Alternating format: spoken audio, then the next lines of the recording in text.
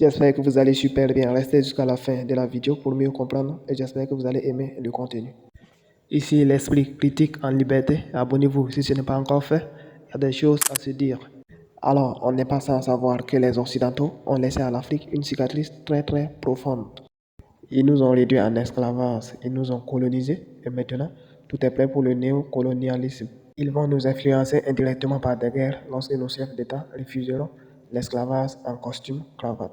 Et cela est loin d'être un secret. On a le Mali, le Burkina et le Niger qui sont attaqués dans le Sahel et politiquement, on peut voir que cette guerre est sous forme néocoloniale. Et la bonne nouvelle est que la révolution est en marche chez eux. Avec ces trois présidents, il n'y a pas mieux. L'Afrique aux Africains. Bref, ils ont réduit nos grands-parents en esclavage parce qu'ils les voyaient comme des sauvages, comme des animaux libres de droit, capables de travailler 24 heures sur 24. C'est ça, c'est la réalité qui est là. Et comme eux, ils voulaient de ces machines en corps humain, que étaient nos grands-parents selon eux. Oui, parce qu'avant, il n'y avait pas de tracteurs, des machines pour l'agriculture et autres.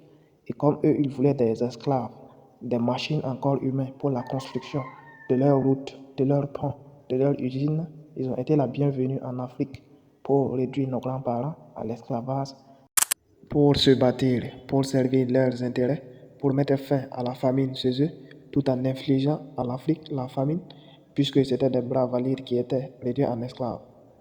Alors, pas de main-d'œuvre dans une population vieillissante. Jean-Paul Sartre avait raison, l'enfer c'est les autres. L'enfer c'est les autres. En attendant, abonnez-vous. J'ai besoin de votre soutien. Considérez-moi comme un petit frère. J'ai besoin de votre soutien. Abonnez-vous.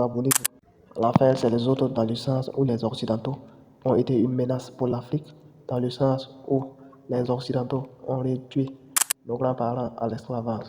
Et parler de l'esclavage et la colonisation, ça inspire vraiment la pitié et c'est ce que je veux vraiment parler. Alors, game over, on passe aux choses sérieuses. On va écouter un Hachin qui parle de l'esclavage aux touristes qui sont venus dans la maison d'esclaves pour mieux comprendre comment était la vie des esclaves à l'époque. Ceci est la copie de la chaîne que les esclaves avaient à cette époque, à la cheville, fixée de part et d'autre. Alors, l'Hachin nous a dit que c'est la copie de la chaîne qu'il nous a montré, ce qui veut dire que la vraie chaîne est à quelque part. Imaginez la vraie chaîne. Bon, bref.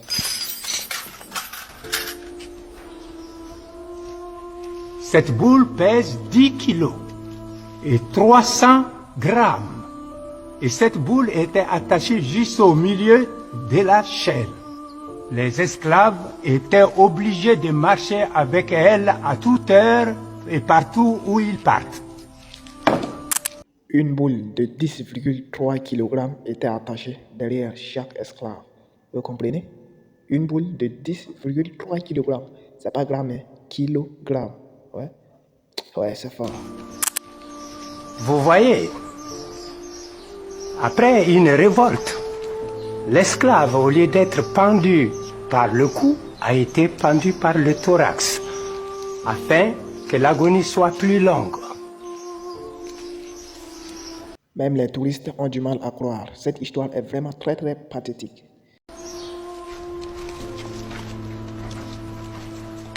À l'époque, les portes étaient en fer avec des barreaux pour permettre aux esclaves de respirer. Ici, c'est la fameuse chambre des esclaves, je pense. C'est en Afrique, hein. Ça veut dire, on vous rassemble ici, et puis hop, l'embarquement. C'est par ce couloir que les esclaves étaient conduits vers les bateaux. Vous avez tous vu la porte de la gloire des Européens. Alors, ce que vous avez entendu, c'est la partie émergée de l'iceberg. C'est la plus petite partie de cette affaire. Cette histoire est vraiment pathétique. Ça aussi, c'est une vie d'esclaves. Cette massacre avait pour but de les empêcher à manger pendant leur faim, notamment ceux qui travaillaient dans les plantations et autres. Et voilà l'un des ponts construits par des esclaves, sous l'influence de leurs compétences, maltraités, frappés, affamés, tout ça pour eux.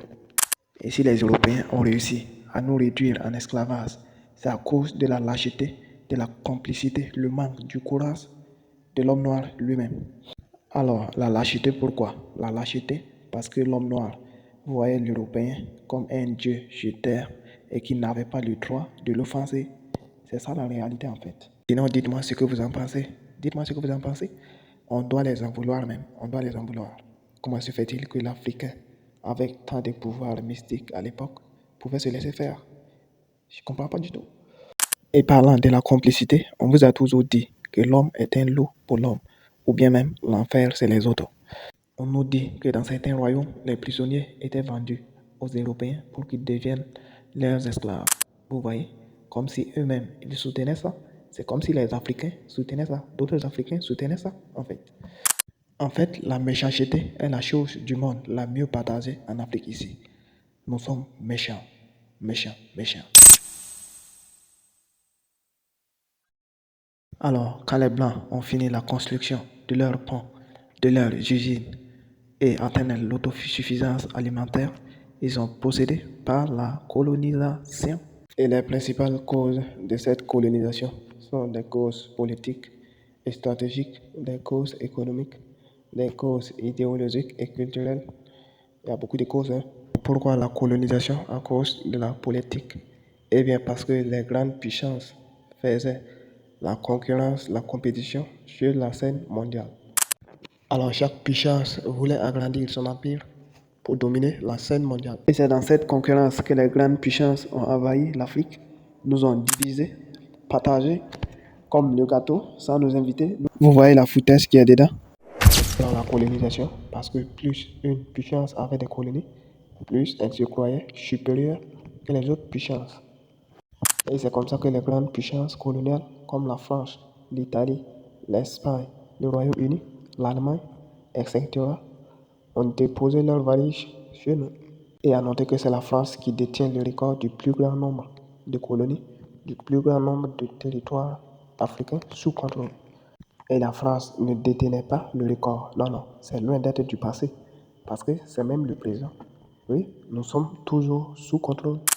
Et Dieu merci qu'à la Révolution, et certains pays se battent, se distinguent déjà, refusent d'être des esclaves dans la discipline. Et c'est le cas du Mali, du Burkina Faso et du Niger. Je vous ai dit qu'avec ces trois présidents, il n'y a pas mieux. Vous n'êtes pas content, allez-y scier des pointes. Alors j'espère que nous ne sommes pas sans savoir que nous sommes des esclaves disciplinés. Au moment où nous savons que nous sommes des esclaves disciplinés, c'est à féliciter. Félicitations. Alors, je suis désolé, c'est pas à vous que je parle. Ne vous sentez pas offensé et vexé. Mais je suis encore une fois désolé pour la révolution. Il faut qu'on brise les mentalités et les cœurs colonisés. Ah ouais. Bon, bref, j'ai ouvert une grande parenthèse. On poursuit avec les causes de la colonisation. On a les causes économiques. Les causes économiques parce que les grandes puissances avaient besoin des ressources naturelles pour alimenter leurs usines et autres. Et leur désir devenant une réalité après la colonisation, ils ont eu accès à nos ressources minières pour l'exploitation de l'or, du fer, du zinc, de l'uranium et autres. Les financiers européens avaient besoin des territoires où placer leur argent, construire des infrastructures pour maximiser les profits. En réalité, la colonisation a été une commerce très très rentable. Demandez à la France si la colonisation a été une commerce. C'est fort. Les causes culturelles, bon, je ne sais pas si on peut le dire comme ça, les causes culturelles. Les Européens voulaient imposer à l'Afrique leur culture en fait, leur langue, la diffusion de leur langue et tout et tout. Alors, ils le voulaient et ils l'ont fait. Ils désiraient et ils sont satisfaits. Et me voilà devant vous, en train de vous parler dans une langue coloniale, dans une langue enchaînée, dans une langue nostalgique. Et dites-moi si c'est la bonne conséquence de la colonisation. Est-ce que la colonisation a des bonnes conséquences? Dites-moi les bonnes conséquences de la colonisation en commentaire. Et ce qui me fait mal dans les pays francophones, quand une personne ne sait pas parler le français, on ne le voit pas comme une personne intelligente. Ouais, c'est la réalité qu'elle a. Des mentalités colonisées. Il y a quoi de mieux que de parler sa langue maternelle, sa langue nationale? On a tous une langue maternelle. On a tous une langue maternelle, mais on refuse de la parler. Ils nous ont tellement divisés que tu peux voir un frère africain dire à un autre frère africain qui n'est pas de son pays qu'il doit rentrer chez lui parce qu'il n'est pas chez lui. Pour moi, un Africain qui vit dans un pays étranger en Afrique, tout en respectant la tradition, la culture de ce pays, cette personne doit être respectée. C'est l'humanité qui nous lie. Alors, moi, je pense que l'esclavage et la colonisation ont chuté l'Afrique. Ça a vraiment, vraiment chuté l'Afrique. On pouvait être mieux que ça si tout cela n'était pas arrivé. Sinon, qu'est-ce que tu en penses? Alors, c'était la mémoire 7K. Merci pour m'avoir écouté. Que le bon Dieu nous facilite la vie au plus grand bonheur.